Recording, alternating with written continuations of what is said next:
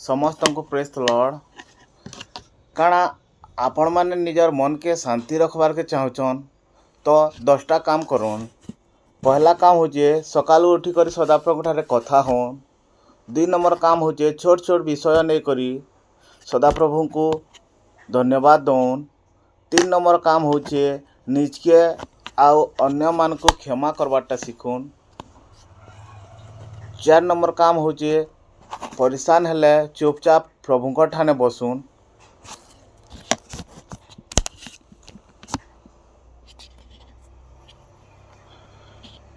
5 number है सबुदिन Bible पढ़ुन आउ गोटे वाक्य के सदा सर्वदा मन पकाउन।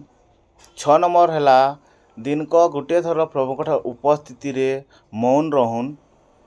7 नंबर जेते बेले खराब चिंता आसुचे मने सेते बेले वाक्य द्वारा ताहाके बदलौन। 8 नंबर होचे निजर तुलना अन्य मानकर संगे न करुन।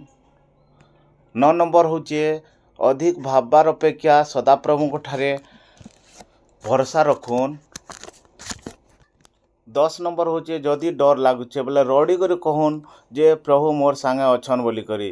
जदि आपण माने शांति पाइबार के चाहसन ताहले कमेंट रे प्रभु मते शांति दिया बोली लिखुन।